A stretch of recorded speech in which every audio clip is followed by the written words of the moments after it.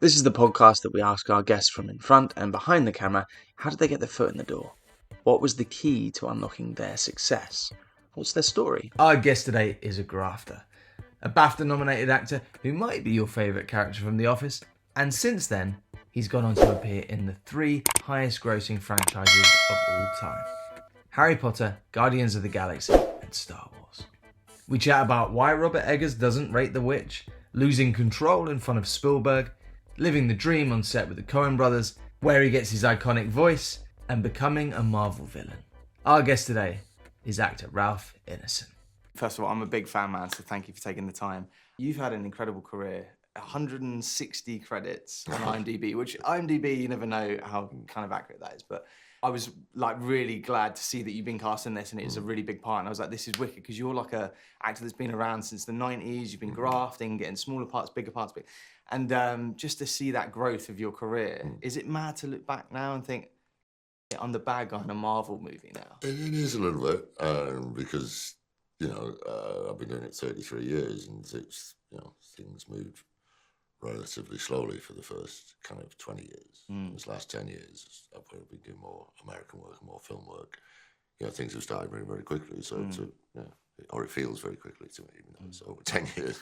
So, what I'm now the bad guy in a Marvel. That's incredibly exciting. But it doesn't feel that long ago that I wasn't working in this kind of field.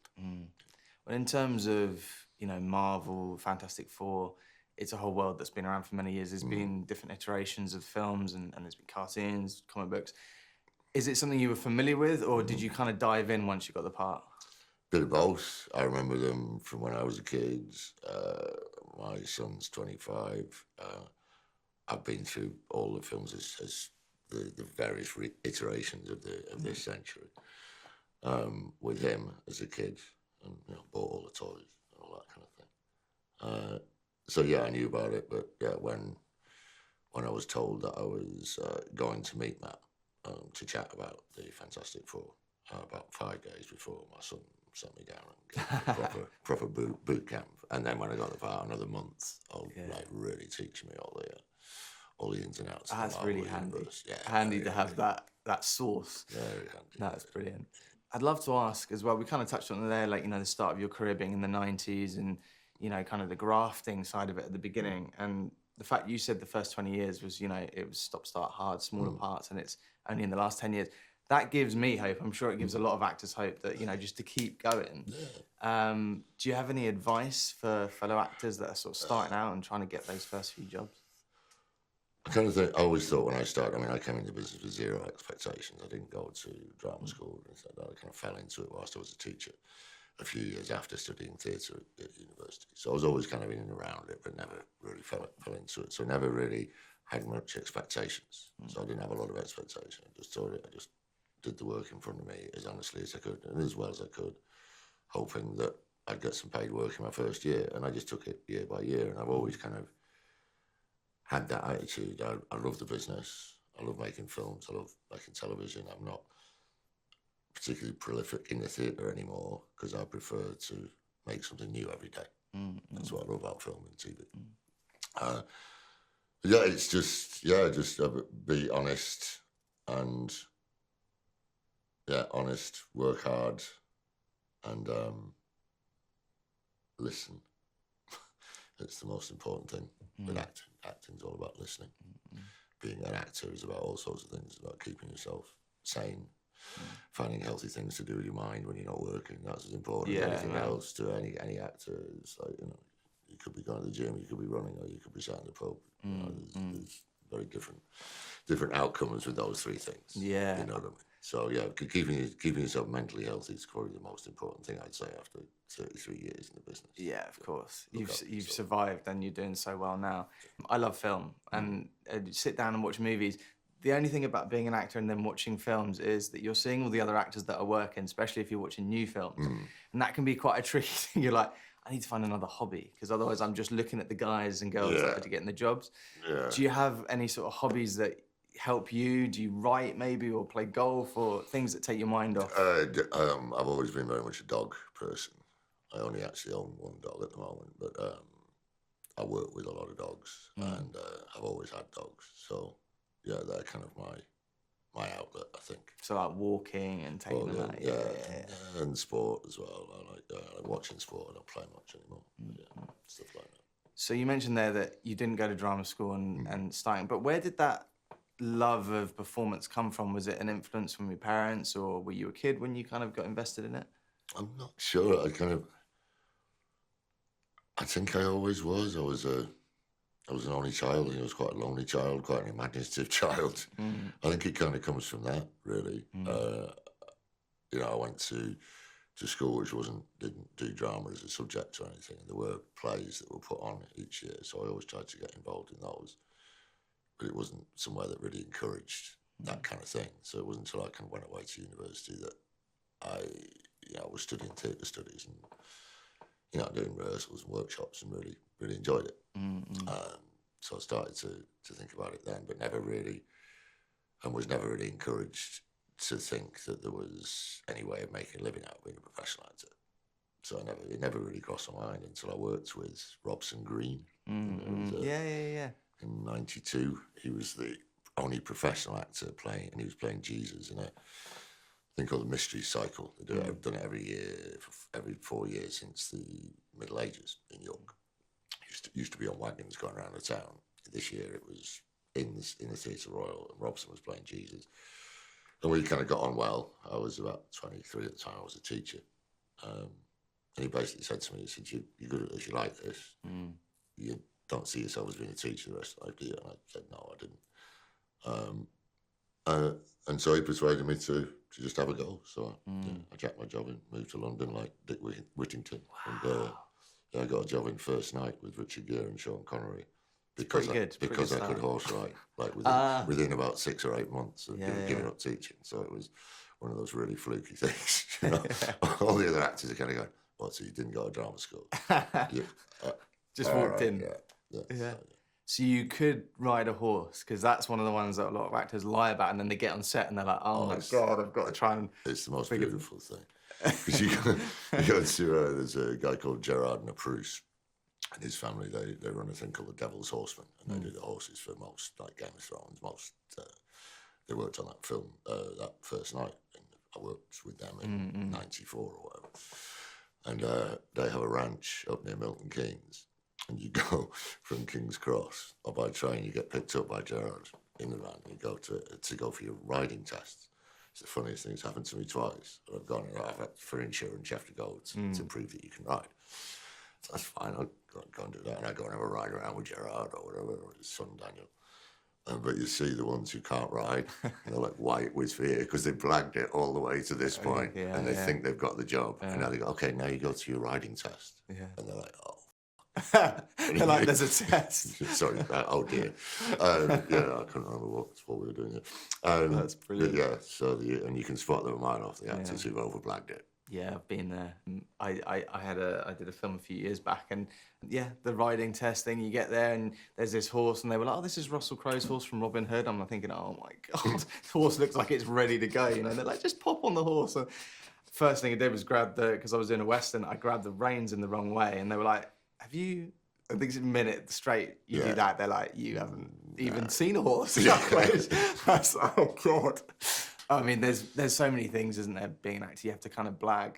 It's the job, you know. You've got to pretend to be different things. Have you ever had an experience on set like the horse riding thing? Have you ever had anything kind of go awry because you said you could, I don't know, swim, or you could do this or do that? Any sort of sticky situations you're obviously willing to share? I don't think I've ever overblagged things. It's wise. Yeah. I know with most, because I've been quite lucky in my career. Like that first job, First Night, I worked with like 150 stuntmen. There was loads of battle scenes. I was taught to broadsword fight by the great Bob Anderson, who choreographed the original lightsaber fights and all this kind of stuff. So I just had this amazing kind of first 6 months apprenticeship of being an actor. I almost taught to be a stuntman as well and do all this. So that's carried on. So I've done a lot of that kind of stuff, you know, fighting and sword fighting and all those kind of things. So I don't think I've had a couple of accidents doing that, but I don't think that's because I've overblagged it. Just how it goes. That's good. That's good. You've worked with some of the greats over the years, like Spielberg, Robert Eggers. Like, There's just like all over the place. You've done everything. Is there a film or a project that you feel like you're really proud of that doesn't get the it doesn't get talked about so much? I mean, The Witch does get talked about now. Yeah. Yeah, which is something that I'm incredibly proud of that film, because it was my first kind of big part, and it was Rob's first film, even though he's annoyingly not hugely proud of The Witch, which we fall out about a lot. Yeah, I mean, he sees it as his kind of his novice start. And I'm like, mate, will I you can't stop? believe that's his first film. I That's know, crazy. but he talks about that in interviews and stuff, and everything like that. And I'm like, mate, can you just stop slagging off my best work? But it's quite cool, right? So there's that. I always imagined that The Green Knight, David Lowery film with Dev Patel, I think that's a masterpiece myself, but I've always been quite surprised that's never vaunted more. I think that would be a bit of a, with Nail and I, it's not that kind of film, but, a film that gets appreciated more with time. Hopefully. Yeah, I mean, that film looks absolutely beautiful. Your voice, and I wasn't sure, I'm a big fan, and everything I see you in, you've got such an incredible voice. I was like, is that his real voice, or is he going to sound like Michael Jackson or something? When I walked in? Obviously. Yeah. Where does that, did your dad have a deep voice, or where does it come from? Well, it comes from his mum. Oh, wow. He had 5 brothers, I think, and they've all got a similar kind of tone. Not quite as deep as me, but there's an edge, similar kind of edge.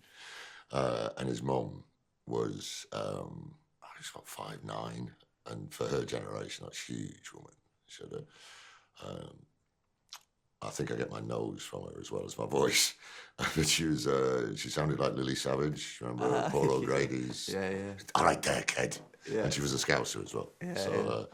Yeah, I think that's where my voice comes from originally. Yeah, but I'm the only one to monetize it, as it were. I can just imagine you at a certain age where you went from a boy's voice to suddenly this man voice. Like Well, the weird thing was I always had at age 8 or 9, I had a really deep voice, and it kind of slid into. It never broke. It was. just smooth transition. I think when I was about 11, people would look at me like that sounds wrong.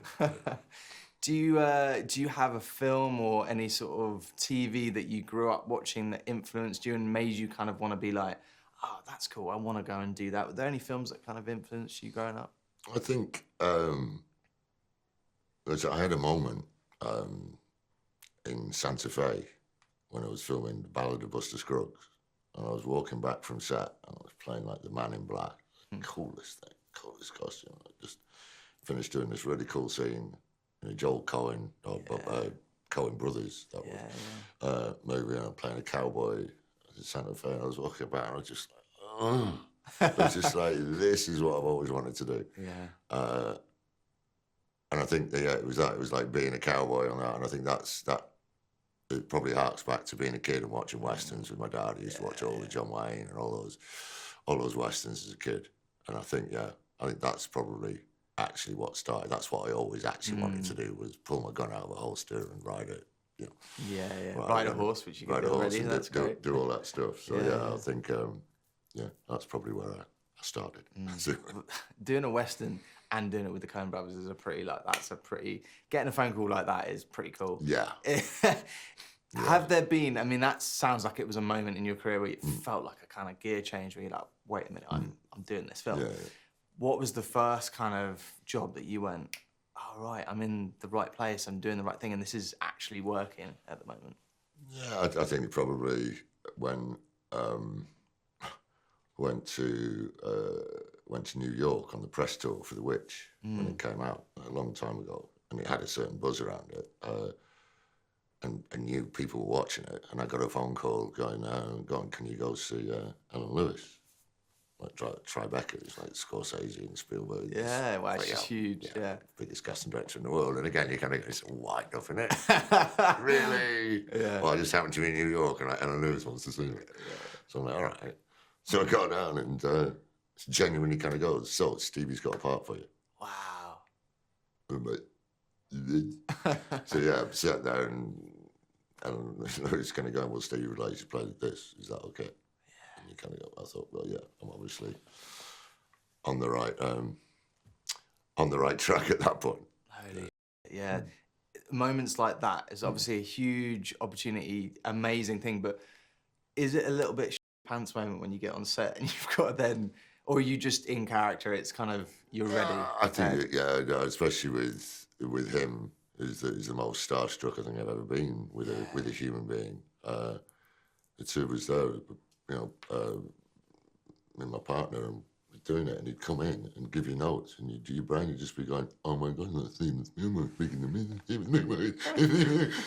and he'd walk away, and no idea what he said to you. And so it was the nature of giving each other notes. You sat there listening, because when he was staring at you for the first day, I just couldn't think. It was really strange. Yeah, it must be like I'm watching a film or doing a documentary or something. But there's something about it's almost like a stamp. It's his face. It's so familiar. Yeah, and has it's like been the for so Queen. long. Yeah, with the beard, the glasses, everything about it. It's so that's Steven Spielberg. And yeah, for the first morning of filming, it was like I can't concentrate. I can't do my job because I'm just going. Oh, so that's the first time it's ever happened to me, and that was after 20 odd years of doing it. Yeah. Like, wow. That's great. I love that your example of that is with a director, not a kind of a famous actor or whatever. That's Steven Spielberg is probably the most famous director on the planet. It's pretty good going.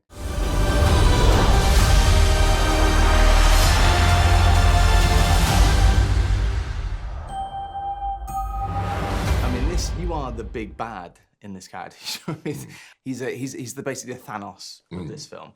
What is it like to play such a powerful character? It was great fun to play. I really enjoyed the bizarre challenge of trying to find a way into playing something like that. Really enjoyed it. And also, got to. It's almost like being a Formula One driver. Playing a character like this or bringing it to life. You've got a whole army of people around you to make sure that you can perform in that costume and all that. So you've got 5 or 6 people cooling you down and getting stuff off and on in between things. So it's the actual practicality of making it is hard work. Those long days getting in and out of those costumes. I'd say the hard work and the interesting work is almost done in the months before you go on set, where you kind of find a character and give yourself something that you can hold on to whilst you're trying not to sweat and carrying those costumes around during the days that you're actually bringing it onto camera. It must be tricky because we can't give any spoilers. I've seen 20 minutes of the film. I don't know if you've seen the whole film yet. So we're kind of talking about something that we can't really talk too much about, but at the same time, it's a comic book character. But in terms of, you mentioned a costume there, so you've confirmed that he's wearing a costume. Is your character a CGI character, or are you a physical? No, he's a physical guy. I'd say it broke down as 2/3 of my days were in the suit and 1/3 in the motion capture studio. Something like that. So I think Matt very much wanted to put an actor in a suit and find out how, like you said, how you film that to make him look the size. But he didn't want it to be just a CGI character. And bizarrely, it never really crossed my mind. Obviously, I'm an actor, and I just assumed that it would be an actor in a suit. But apparently nobody did, because all the reaction was, Ralph Ineson's voicing Galactus. I'm something. A little bit more than that, thank you very much. It's not just a voice before. But it's a lot of practical stuff. How did you get involved with the project? Was it kind of the usual audition process, or how did it come about? It was very surreal because of the scale of the production. The level of actor that I am, or whatever. I would usually have to go through a lot of stages of testing, doing self-tapes, and then screen tests, all this thing to get most characters, especially something of this scale. So I got an invitation to go meet Matt, the director, on a Sunday morning for coffee in Richmond, and I thought it was a quiet chat about how he's going to audition me. He wants me to play this part, but the studio aren't that interested, whatever. But if you do it like this, maybe we'll sort it out. And it wasn't that at all. He kind of sat down, we're having a coffee, and he's talking about my part, and then you playing it, and I was, wow. I had to kind of stop him halfway through and go, hang on, And he went, I'm kind of, oh, if it's, I'm sure we can sort something out. But I was kind of almost offered the part of Galactus. Wow. On a Sunday morning in Richmond. Sounds lovely. Sun shining. I kind of went back to the car and rang my wife, and I went, I've got a feeling I might just be offered it. And, Yeah. So it was great from my point of view. Yeah, easy. Yeah. Well, that's nice to hear, because I mean, I'm an actor myself. Auditioning is one of the hardest bits, and it's the start of getting any job. Most embarrassing moments,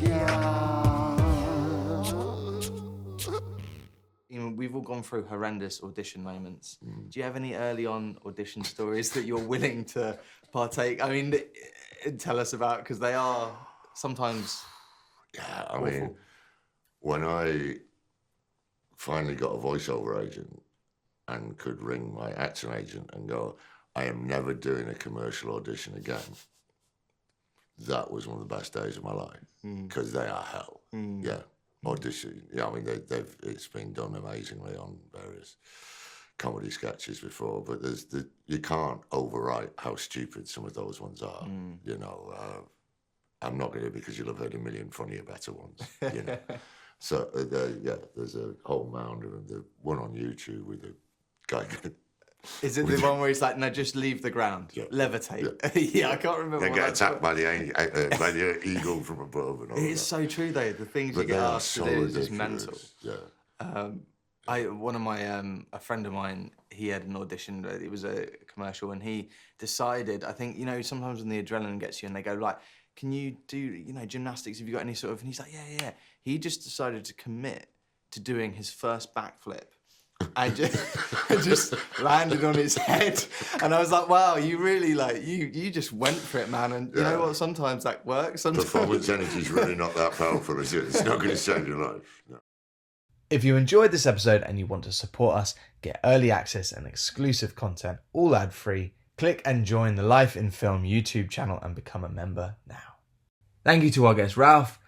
Thank you, Louisa and the team at DDA. And as always, thank you to our sponsors, movieposters.com and BetterHelp.